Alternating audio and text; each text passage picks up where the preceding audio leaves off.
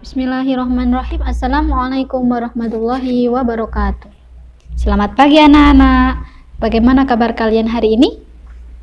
Semoga kalian selalu dalam keadaan sehat, semangat, dan selalu menjaga kesehatan baik badan dan juga lingkungan sekitar.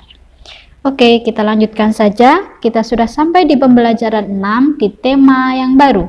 Tema 1F, subtema 1, pembelajaran 6. Kita buka halaman 30, ayo mengamati. Di situ ada gambar, sebuah gambar 1.30.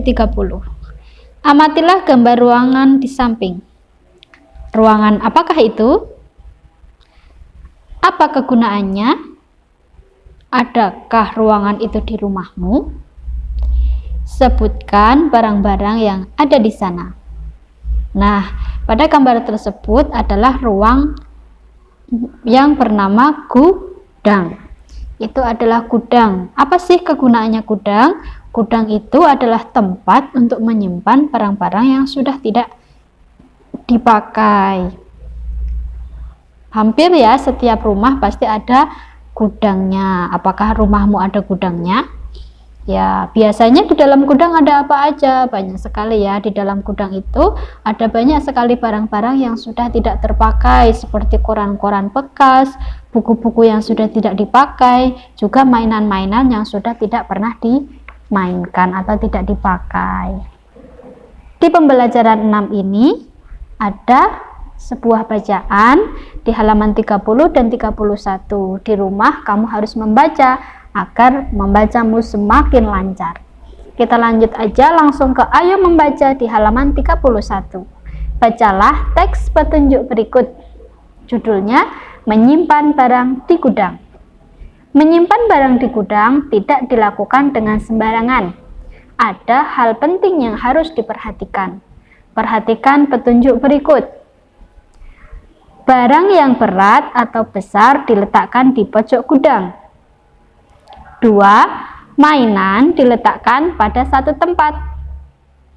3. Koran dan buku tidak diletakkan di lantai.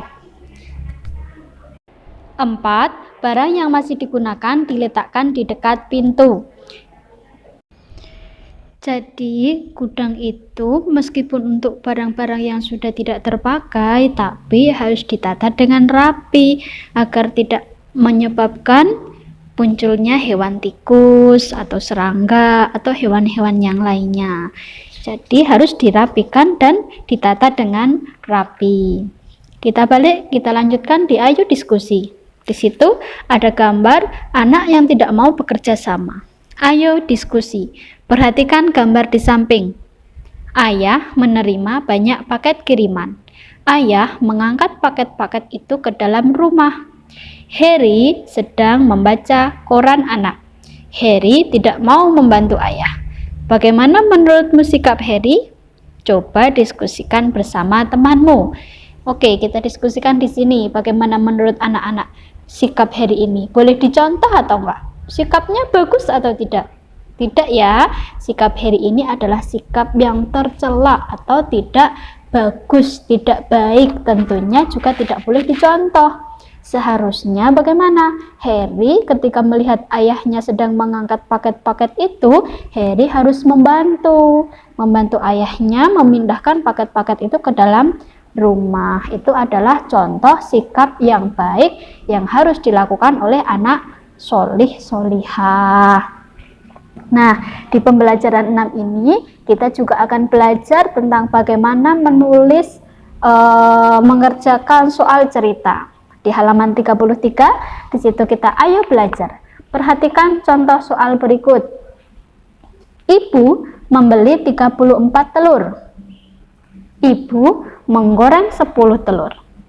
Berapa banyak telur yang tersisa? Nah, di sini kemarin kamu sudah belajar ya tentang penjumlahan dan pengurangan. Kita akan menyelesaikan soal cerita dengan cara diberi diketahui, ditanya, dan juga jawab. Di situ diketahui, ibu membeli 34 telur.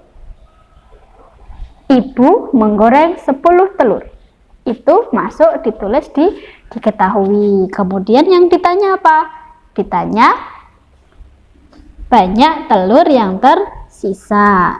Jawab, ini isinya adalah pengurangan dari soal cerita yang ada, karena ibu membeli telur, kemudian telurnya digoreng, berarti berkurang. 34 dikurangi 10 sama dengan 24. Telur yang tersisa adalah 24. Oke, kita cari contoh lain. Kita kerjakan soal cerita di Ayo Berlatih. Bu Guru kasih contoh kamu nomor 1.